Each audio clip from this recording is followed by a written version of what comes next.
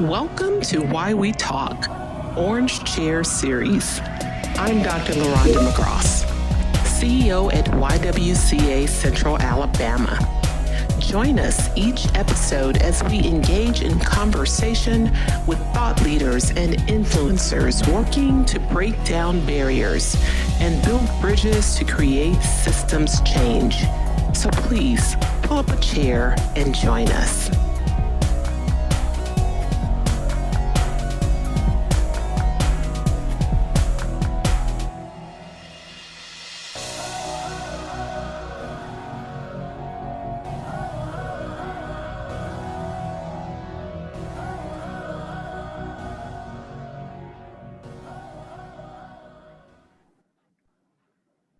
Well, good afternoon, everyone, and welcome to YWeTalk Orange Chair Series. I'm today's host, Andrea McCaskey, YWCA Alabama Board President. Today, we are honored to have in our conversation 3 titans and trailblazers in our community. We're fortunate they are our community members and that they have paved the way for women around them to overcome and break through. Please welcome Myla Calhoun. Myla is Vice President of the Birmingham Division of Alabama Power, where she's responsible for the company's operations, sales, economic and community development, and external affairs for more than 430,000 customers across 6 counties in North Central Alabama. She most recently served as president of the Alabama Power Foundation and vice president of charitable giving for Alabama Power, awarding grants to Alabama nonprofits, education institutions, and community organizations. Prior to joining Alabama Power, Calhoun was general counsel and senior vice president of regional development and public policy for the Birmingham Business Alliance, where she led diverse teams focused on regional revitalization, workforce development, education initiatives, and young professionals engagement. Calhoun previously served as legal counsel for United States Pipe and Foundry Company, and she is a 2018 Aspen Institute Ascend Fellow and a member of the advisory board for Stonehenge Capital, a nationally recognized leader in community development finance. She previously served on the Board of Trustees at Tuskegee University. Calhoun is a graduate of Spelman College in Atlanta, Georgia, and the University of Alabama School of Law, and she is the proud mother of 2 daughters. Welcome, Myla. Thank you. We also have with us today Birmingham native Bobby Knight. She made history in August 2019 when she was named interim president of Miles College, becoming the first woman to lead the institution since its founding in 1898. On March 5th, 2020, Knight was elected permanent president, becoming the 16th president of the historic institution. She quickly made her mark by securing the largest single donation in the school's history, a $1 million gift. Knight retired in 2016 after a very successful career with Alabama Power Company. Her career spanned nearly 38 years. Throughout that time, she held various executive and leadership positions, including VP of the Birmingham Division, their largest division, VP of Public Relations, and General Manager of Supply Chain. Although retired from her professional career at APC, she continued to use her business acumen as CEO of her own company, Bobby Knight Consulting, as well as leading other public and private entities. In 2018, Bobby was appointed to the Birmingham Airport Authority and was immediately elected as chair by her colleagues. She continues in her service to the BAA as vice chair. In 2017, she was elected to the Board of Trustees of Miles College, where she served on the development committee. In that same year, she was tapped by then Birmingham Mayor-elect Randall Woodfin to co-chair his transition team along with retired U.S. Marine Corps General Charles Krulak. In 2007, in what she considers a highlight of her career, Knight was selected as one of 21 women worldwide for the acclaimed Leadership Foundation's Fellows Program of the International Women's Forum. This program afforded her the opportunity to study at Harvard and the Judge School of Business at Cambridge in the United Kingdom. In 2008, she received the Women's History Award from the Birmingham chapter of the NAACP. In 2020, Yellowhammer News recognized Knight as a woman of impact. She is a graduate of the University of Alabama at Tuscaloosa and the Birmingham School of Law in Birmingham. She is also a graduate of Northwestern University's Kellogg School of Management Executive Leadership Program. Bobby is a member of the Birmingham Rotary Club and IWF Alabama. She is a woman of immense influence and is passionate about giving back and mentoring young men and women to become leaders in their communities. She's married to Gary Burley, retired NFL player, local philanthropist, and founder of ProStart Academy and ProStart Scholarship Fund. Thank you for being with us, Bobby. Thank you. And finally, Shanae Edens-Bennett, a Birmingham native, is a graduate of A.H. Parker High School. She has an accounting degree from UAB and a master's degree in public administration from Strayer University. 27 years ago, Edens-Bennett started working for the city of Birmingham as a receptionist for the Birmingham City Council. She moved on to work as an accountant and senior accountant with the city's finance department. She then worked as a senior analyst and principal analyst with the city's community development department, and then as chief analyst at the Birmingham Crossplex. As director, some of her plans include building stronger working relationships with the park board and the mayor's office, the Birmingham City Council, other city departments, and the community. She also wants to improve tracking of progress on park projects, address any complaints and concerns in a timely manner, and provide safe and open park spaces while looking at ways to develop and improve existing parks. Welcome, Shanae. Well, ladies, it is my honor to be with you. And so I'll start this first question and pass it to you, Bobby, but they're questions for the entire panel. It has been said that women reach glass ceilings when trying to advance in their careers. However, the Wall Street Journal 2020 revealed that women of color, whether Black, Asian, Hispanic, or other, say they hit what is described as a concrete ceiling. So, two parts to this question. From your perspective, explain why career advancement might be more difficult for these groups. And then the second part, share with us, if you would, what is the most significant barrier you feel Black women face in career advancement? And we'll start with you, Bobby. Okay, thank you, Andrea, and thank you. I'm very honored to be here amongst these fantastic women leaders in our community, and it's always a pleasure to speak with women and represent women in business and industry. Yeah, that glass ceiling at times does feel like lead or seems as though it's opaque. And it often, it's still the case. I don't know what the total reason is. What I can tell you is that one of the things that has been a barrier to women, I believe, is there were not enough of us in those positions to bring other women along with us or behind us or to, lift us up. And I think you see a lot of that changing. The ceiling is still there for whatever reason, and people say there are a lot of reasons we can point to.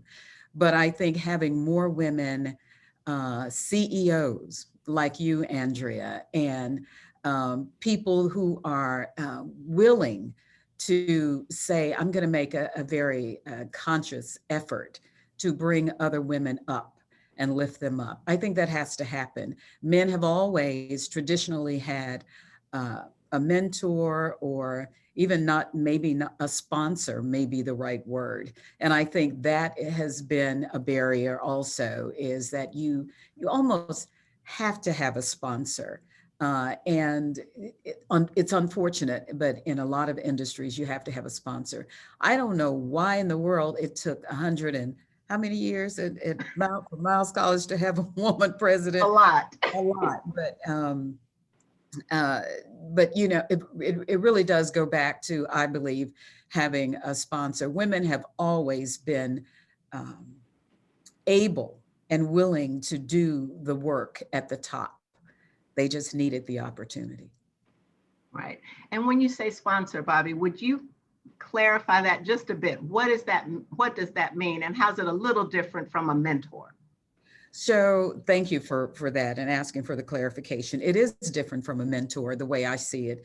And it is a sponsor. A person can actually sponsor more than one individual, and they're not necessarily mentoring them, but they are putting them forward, or pushing their name out there, or ensuring that either women or minorities are at the table. It's sort of like their personal agenda to ensure that someone that looks like us is in a position to move into higher levels in the organization. Thank you. Thank you. And we'll move to Mila with that same question. Yes, and thank you and good afternoon. I'm thrilled to be a part of this panel and to be back with and among my YWCA friends and my roots there. Andrea and I actually, I think, came into the junior board at the same time, 10 years ago, Andrea? Let's go with that. So we'll go with 10. Well, anyway, so I just want to really pick up on the comment about sponsorship versus mentorship and what that sort of practically can look like, because there is such a distinction. And it kind of comes down, in my mind, to when you're in positions to influence change, being intentional about it. And so what does that mean? That means when there's an opportunity in a meeting to have a young woman in your work group make a presentation, do that. If you are that young woman, ask for that opportunity to be seen, because being seen can change things in terms of how we as women advance in whatever organization it is that we're in. And I think that visibility or the lack of that visibility has been a reason for the fact that Bobby comments that it's been 100+ years, then there hasn't been a president at Miles College, which very clearly women have been leading in various roles in higher education and otherwise all the time. So I think for us, it's really about making sure we create those circumstances for people to be seen. Great, thank you. And Shanae, what would you add to that? Thank you, Ms. Andrea, and I'm very excited to be on this panel with Ms. Knight and Ms. Calhoun. And to piggyback on some of the same things that they said, is this traditionally growing up in a lot of these positions that are going forward. Now you see a male figure. Example, in the church, the pastor was always a male. In the school, your principal's always a male. So those type of things we have to change. And then with the tradition is women have had a lack of access to opportunity a lot of times. And I'm glad Ms. Knight brought up the sponsorship. I had someone that pulled me through the ranks to show me the way, teach me the right way, and actually was very instrumental in me applying for the director of Park and Rec. Because sometimes we don't see that we can do it because it's always been men do that. I can't do that. And when they told me, you apply for it, and I did. So a lot of times you have to make your own opportunities as well. And being exposed. Exposure is a big piece. Go to meetings, ask for training, get engaged, And you'll see that those things, if you just ask sometimes, it'll open up a big door of opportunity for you. Right, I appreciate that. And so you all have talked about sponsors. What lessons were shared with you from mentors, sponsors, and what lessons do you think are most important to share with the next generation? And Shanae, I'll start with you on that. You talked about someone who brought you through the ranks. What lessons did they teach you? My first mentor to begin with was my pastor as a male. He pushed us, especially the younger group at my church, that why can't you be a leader of a company? Why can't you start your own business? So that kind of triggered down to make me think, well, why can't I? So with that being said, I've had my grandmother in my life. I was so fortunate to be in a family where my grandmother was in the home, and she never allowed us to do nothing less than the best. I just recall as a child, growing up and going to Parker High School, I told her I wanted to try out for the cheerleading squad. She said, well, don't waste my time and don't waste my money. If you're gonna do it, you better do the best. And so the following year, I became the captain of the cheerleading squad. So your mentors push you in a direction. So, and I was shy growing up, pretty shy. And then she brought me up on this verse, Psalms 23:6. Surely goodness and mercy shall follow me all the days of my life. And that has been with me my 54 years of living. All right, thank you for that. Bobby, what would you add? Okay, so I have a very, very dear friend who used to say all of the time, choose your friends wisely, those that can see right through you and still enjoy the view. And y'all know my girlfriend, Marsha Johnson.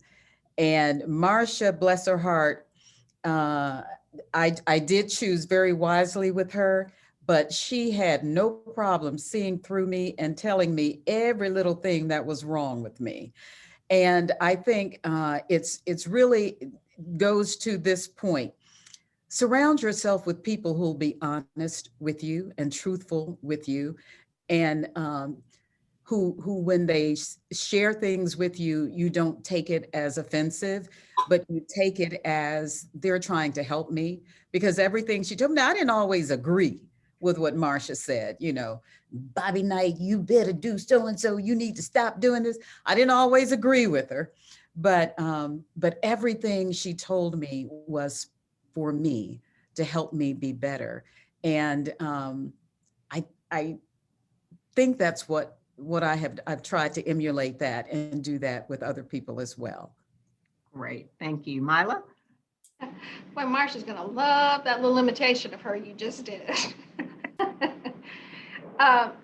You know, I think that Shanae and Bobby have really kind of said things right. The main thing is when you have mentors, they are going to, from time to time, tell you things that may kind of hurt your feelings, but in the spirit of love, in the spirit of friendship, in the spirit of just faithfulness around what is right and good and best for you, take that information to heart. And I think, I think that is what I have tried to do, and that is what I think about when I talk with younger women when I'm fortunate. And those include those two young women who I was able to have in my house for 20 plus years. But it's when people tell you the truth, when they are your confidants, your mentors, believe them and listen to that and take it to heart and not internalize it in a negative way.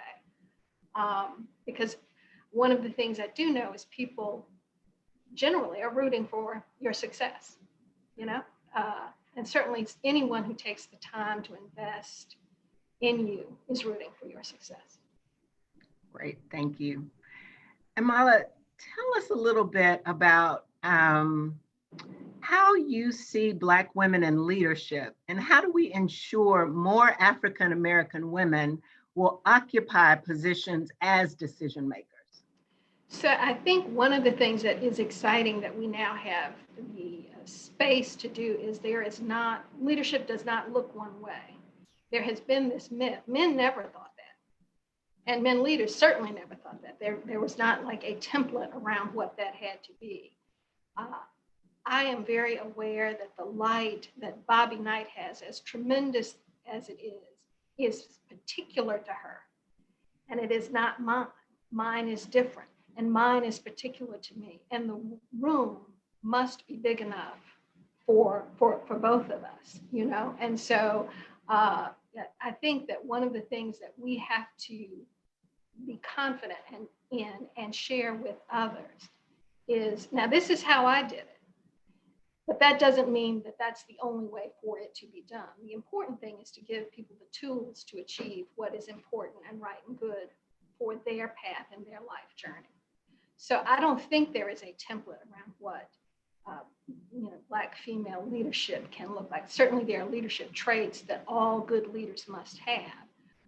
But I refuse to fall into that trap because I think we do that at our peril. We're playing into a narrative that others have set for us when we believe that we must be a leader in this particular mold. Thank you. Thank you for sharing that. Shanae, how do you ensure that you're not the last woman in your position? Each one teach one. I have a lot of young women who work in this department who are up and coming.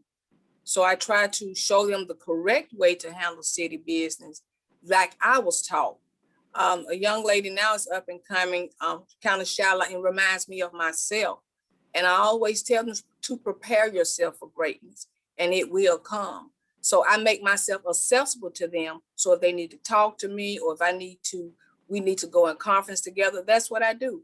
You have to make yourself accessible to reach those folks that you want to come up behind you. Great. And Bobby, do you have anything you'd like to add to that? Yeah, I would like to add one thing. Years ago, I hired a young man who happens now to be a vice president at Southern Company, but his name's Anthony Oney, and Anthony was right out of college.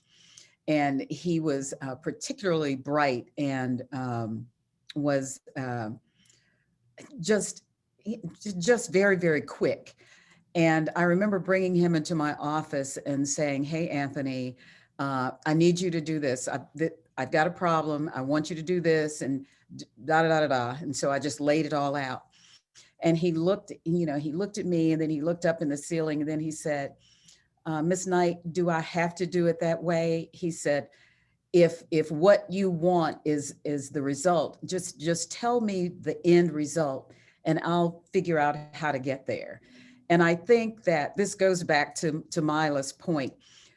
Just because I did it a certain way doesn't mean it's the right way for everybody to do it.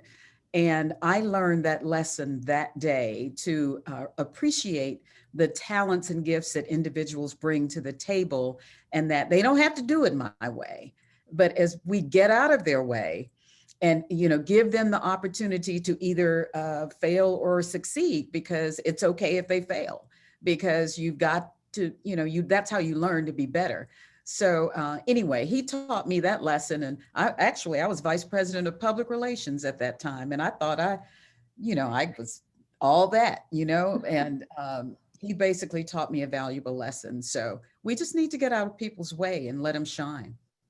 Oh, what a gift to give to those who report to you. My way is not the only way. I love that.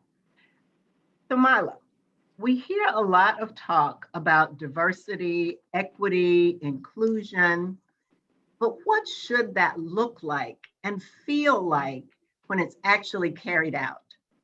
In other words, what does it mean for an organization like the Power Company to truly embrace a diverse and inclusive mindset or set of practices?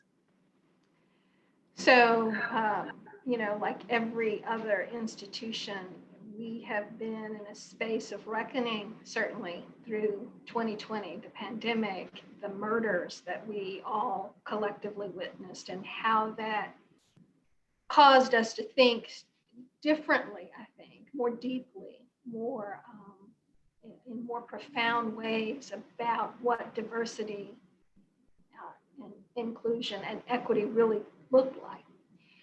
And where we landed is in, it's all about verbs. It's working at it. It is not resting upon it. It is not assuming we have achieved it. It is not thinking it is a state of being. It is active, intentional every day. One of the things that we are talking about often is how we have to have all voices in a conversation to achieve true equity and inclusion. That, again, that it requires intentionality. And sometimes that is going to,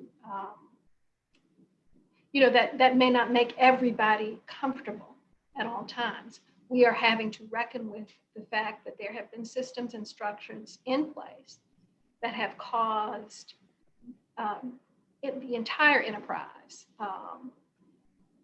to not fully recognize what we could have been in terms of talent development and that sort of thing. And so we're actively doing, we're actively doing that work. We're not alone, certainly, in that. I think that the country and corporate America certainly is having to deal and face those realities. And as I think about it, the important point to drive home, because it is very often contextualized in very difficult conversations, but the important point to drive home is the fact that there have been systems and structures in place that appear on their face to disadvantage people of color. Certainly, people of color have been disproportionately disadvantaged, but the entirety of humanity has been, because we have not recognized and realized the talents that all people can bring to anything, be it an educational institution or in my case, inside the walls of a company. And so what I believe, because we have been asked by our leaders to sort of be candid, be truthful, be thoughtful about this, I am going to trust and believe them. And that is to say, if you ask me my opinion about something having to do with issues of diversity or equity or inclusion, I'm going to believe you want to know the answer that I have, my opinion. And I believe I honor people when I tell them that truth. And so as we go through it, it's not going to be perfect. It is intended to work towards that, but we are in that active state, the verb. We are working. Love that. I love that. All right, Bobby. According to the most recent report completed by the American Council on Education in 2016, 8% of presidents of colleges and universities are held by African Americans.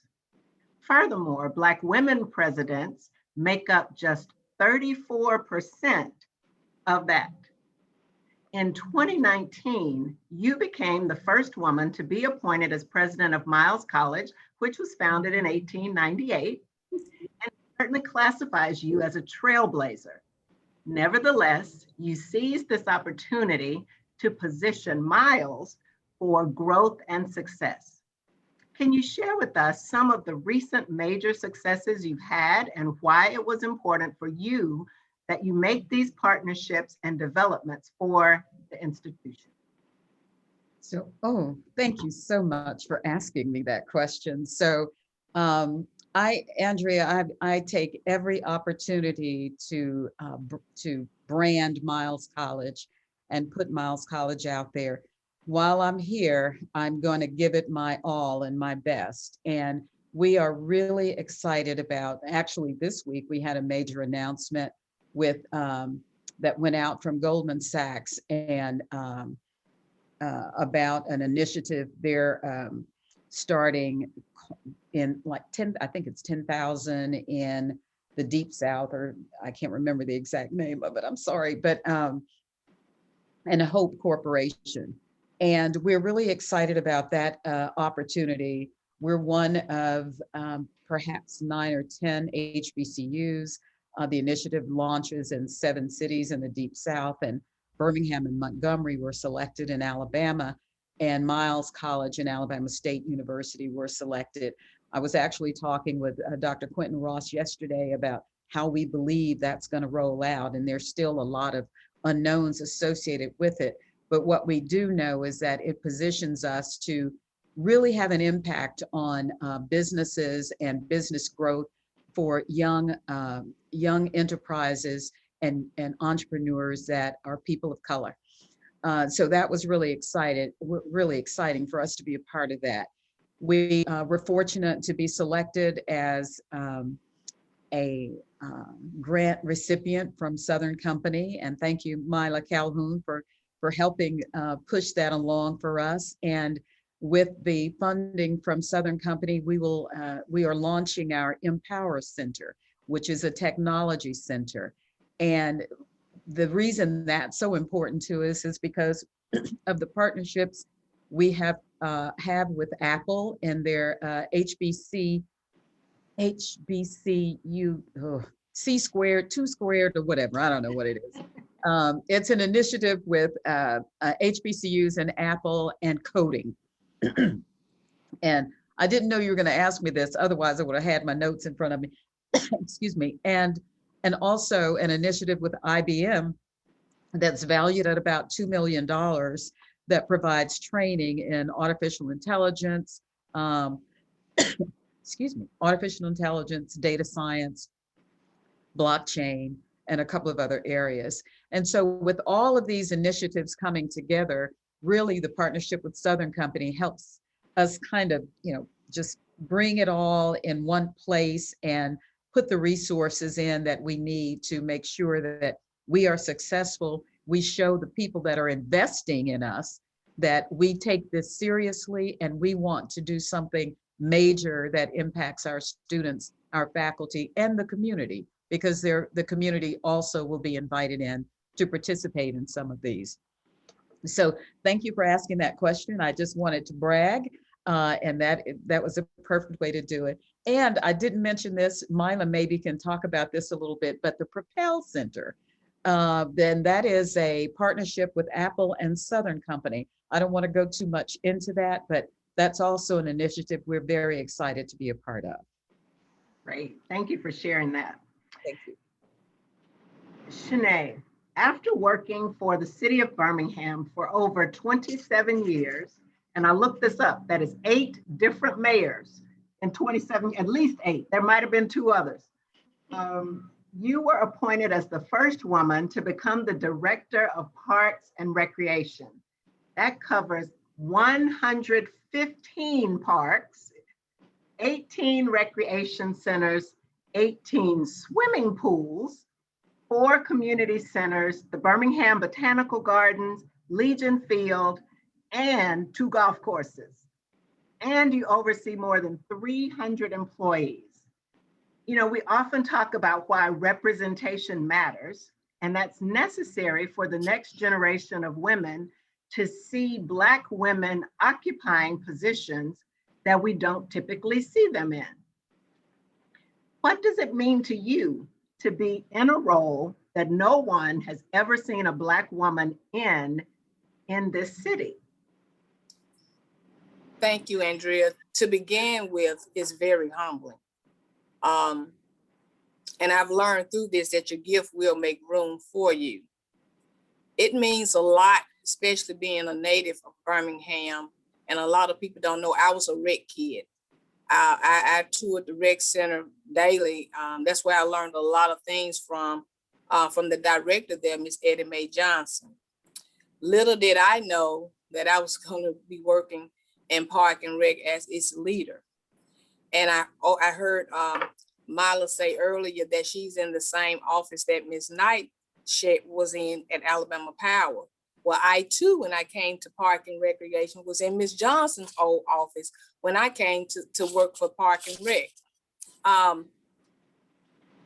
try to lead where others will want to follow, and it means a lot as we cultivate future leaders. Yes, we're going through a time where the glass ceilings are trying to get shattered just a little bit, but we still have a long ways to go. As we see in the new VP, you know, Black women legislators, senators, lawyers, all across the nation. And with me, I never saw the limitations, only my willingness to take advantage of the opportunity. And I'm so grateful for the city of Birmingham to afford me those opportunities. Most of my supervisors were males, and they gave me the opportunities that I probably would have never gotten any other place. And they trusted my leadership, they trusted my knowledge, and they trusted my abilities. So with that being said, I'm just grateful to be sitting in this chair. Actually, a male encouraged me, like I said earlier, to apply for the job. So I'm grateful. I'm very grateful. And my role here is to make not only my family proud, but all Black women proud. Thank you for that. So Mila, this question will sort of combine a question that we had from the audience. In your line of work, you're surrounded by many other business leaders who are oftentimes men. And I've heard you say once before, it's interesting being the only skirt in the room. How do you leverage your perspective as a woman, and specifically as a Black woman, to contribute to spaces that are typically dominated by men? And the question that was asked in the chat was, I'm sure you're familiar with the term code switching, how you operate in one environment one way and in another environment another way, and that's can be particular to women and African American women. How do you remain authentic to who you are as an African American woman in environments where you may be the only or one of very few? Yeah, I think really kind of going back to the construct around, diversity being a value add to a corporate enterprise or any entity or organization. I really believe it. So I believe that my perspective in all things where I'm there, is important to share, that it will cause the decisions that are made to be better, more well-informed decisions. And therefore, I believe when asked to participate and to offer that opinion, it's important for me to give it. It's important for me to be prepared to give it, but it's also important to share it. In terms of how that can feel, going into a room, I have to say it's changed over time. For me, I've been at it now for 30 years, and it's a lot. There are more women now, and in this role, I have to say, in my 30 plus years, it was not until I got to Alabama Power that I actually was in the company of an organization that had this many women with whom I could have relationships. And so that was very exciting for me. And it really kind of felt new to me in a way. But, what I would say to, and particularly to younger women, do not be afraid to be your authentic self. And if you know that you're going into a circumstance where it will be traditionally, it may be all men, just call somebody and prep for it. Don't leave it to your own devices if you're not comfortable with that. It is always easy, and Shanae spoke to this, to call a colleague who is your lateral friend or your upstream friend and say, I need help with preparing to get ready to go into this circumstance or this meeting or this room. But I am especially now encouraged and believe that not from a standpoint necessarily of, oh my gosh, we have to have diversity because it's a buzzy thing to have, but that there is a genuine recognition that for us to progress and grow, we have to have diverse perspectives in a room and in a conversation. Thank you. Bobby, we'll go back to you. You had a successful career in the business world before accepting your position as president of Miles College. How did you pivot careers from corporate America to academia? And there's a part B to this. Can you explain why it's essential for women of color to be flexible and to be able to shift within industries? So thank you. I think it's important for all women to be able to shift. So that there are some leadership skills that you learn throughout your career. There are some things that you take with you regardless of where you are and the time in your career. And they are transferable. You know, they work in any environment. I am not an academician, so I did not shift to become an academician. I will never be. That's not where my wheelhouse is. But there were strengths that I brought to Miles College that are administrative in nature, and they work in any environment, in any industry, I believe. So when you are a leader and have been in leadership roles, it's easy to transfer those skills. I don't have to be an engineer to manage one. I don't have to be a college professor to be the president of the college. And I think bringing the business side of me and my experience to the academic side has actually been quite beneficial to the college. Great. One of the questions in the chat right now is, how are you all managing work-life balance? You all have incredibly powerful positions that I'm sure pull you in many directions. How are you not burning out and managing work-life balance? And I'll go with Shanae on that one. Thank you. I balance my life in 3 ways: my church, my family, and my community. And that's how I keep my balance. I try to stay focused. I have friends that call me and check on me to make sure that I'm staying focused, getting the rest, the proper rest that I need is very important. And to make sure I'm on track, I stay on track.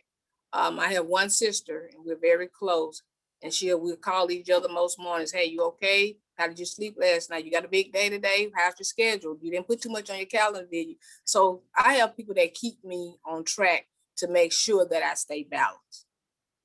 I love that. And Mila, I've heard you speak about women in your momentum class who helped you stay on track when you were facing some changes in your life. So can you speak a little bit about how you've managed your work-life balance? Yeah. And that's thank you for bringing that up, because I was in a state of transition when I went through the Momentum program, and it really was allowing people to give me help, which sometimes is not the easiest thing for women to do, because sometimes we try to brave front everything and so forth. But it was when someone who you trust looks at you and says, no, you need this. They sometimes are seeing things in you that you can't really tap into because you're afraid you're going to crumble if you do. And so I think, to Shanae's point, having people check on you and allowing that, accepting the help that you need when you need it, was important for me at a time when I was really out of balance. In terms of staying in balance, I think laughing and finding joy in the small things. If nothing of this pandemic has not taught us anything, it should have taught us this, that there is joy to be found in the small things, in taking time to see just the trees in your yard in a new way. because you haven't ever been, you've been ripping and running and not getting home until dark, just to know your neighbors. Finding the small places where joy springs is a way to, I think, find balance. Great, thank you. Bobby, I'm going to shift gears a little bit when I come to you. From the perspective of being president of an HBCU, how do you prepare young Black women professionals that have worked under you, or the students that you work with, for the challenges they may face as men and women of color in the workforce? I know you said that Miles has a predominantly male student population. How do you prepare them?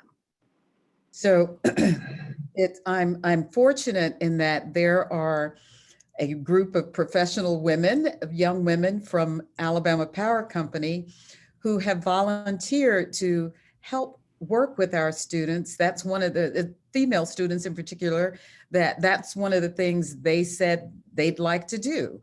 And so we were getting ready to kick that off in the spring semester of last year, and then COVID hit.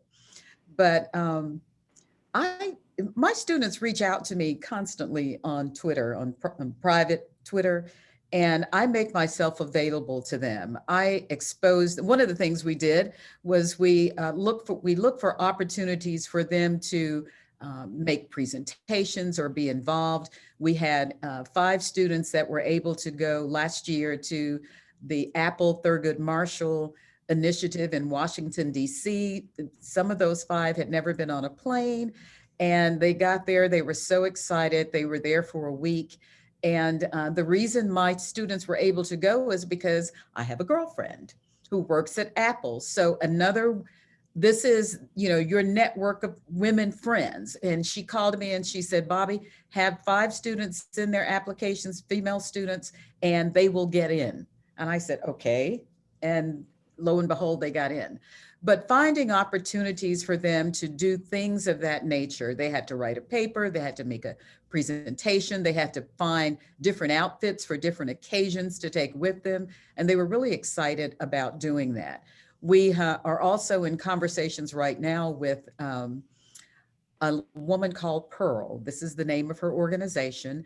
And she has a modeling and communications platform. And she actually works with high school and college students, and actually women of all ages, on their presentation, their carriage, their speech, all of those things. And so we're looking to bring Pearl to the campus to work with our students. A lot of it can be done online, but some of it will be done face-to-face as well. So I'm just looking for every opportunity. If any of the women out there want to come and work with young female students at Miles College, come on. We welcome you to come. I love it. I love it. Way to recruit. So Shanae, you are a Birmingham native, and you've worked in the city for several years. What changes and developments have you noticed in our city that many people may not be aware of? Okay, thank you for the question.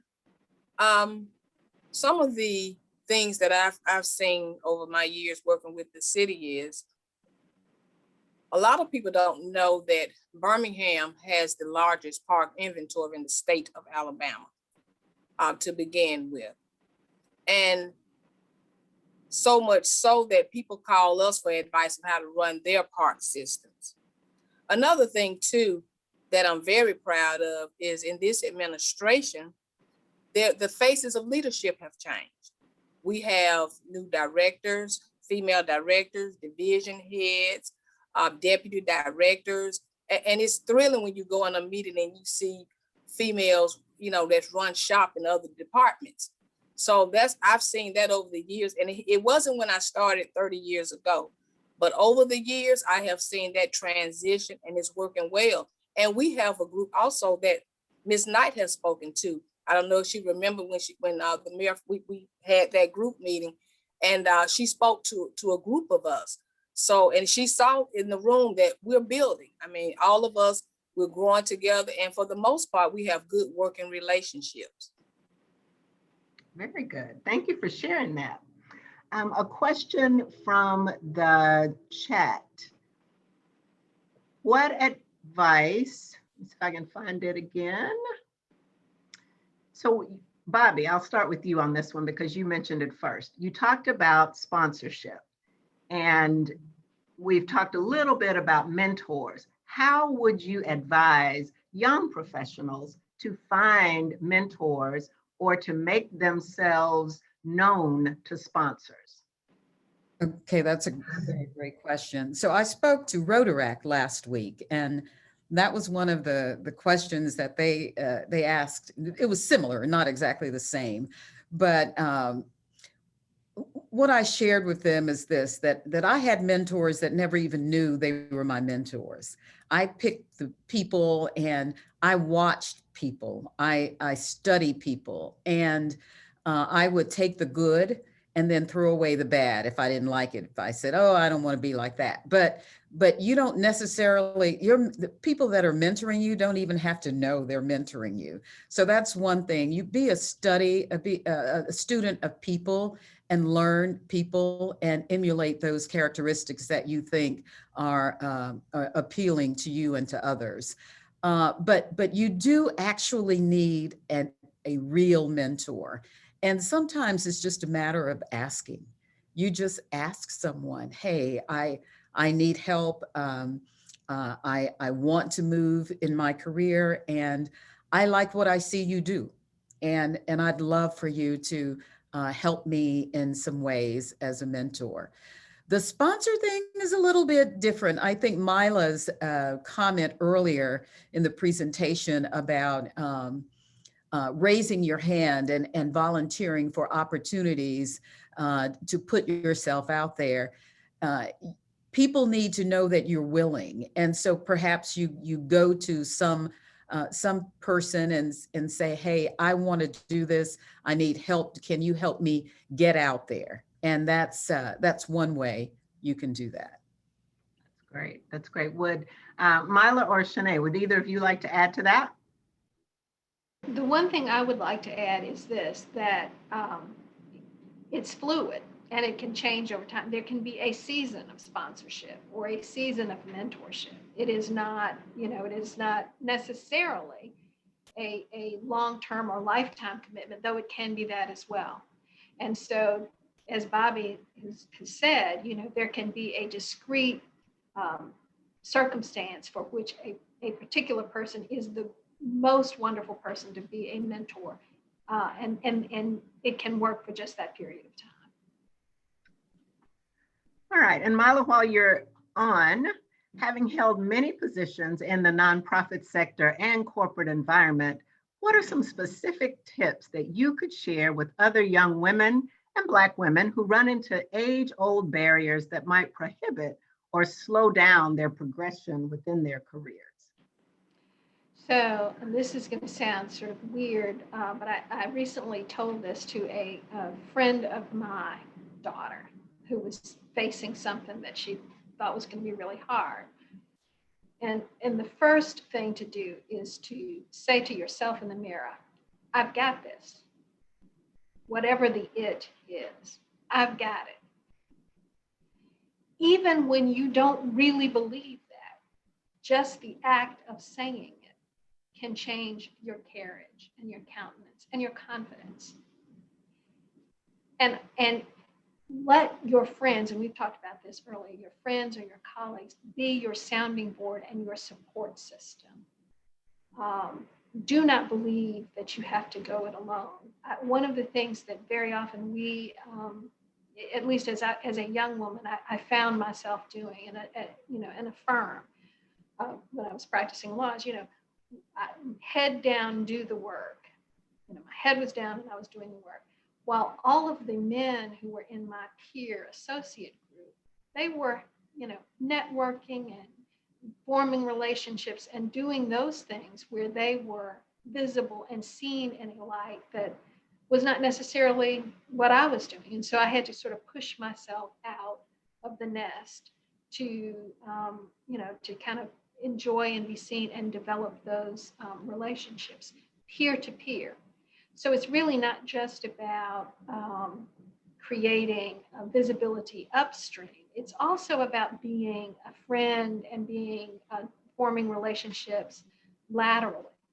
So you have that network to draw on when you need it. Makes sense.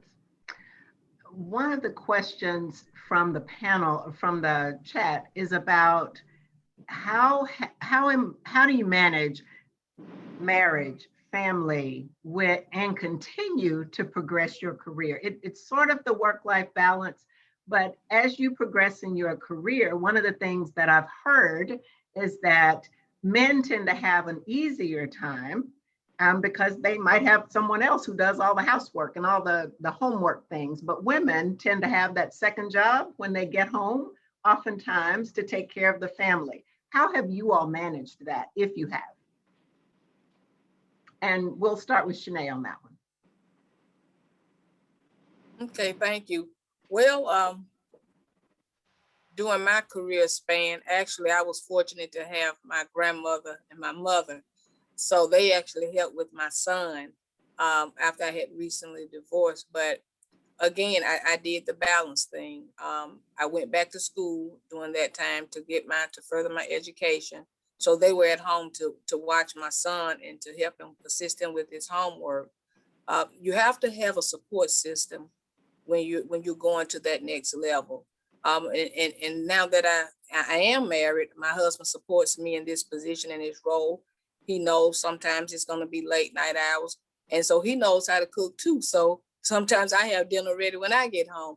So it's a blessing to have your circle that helps support what you're doing and understand what you're doing as well.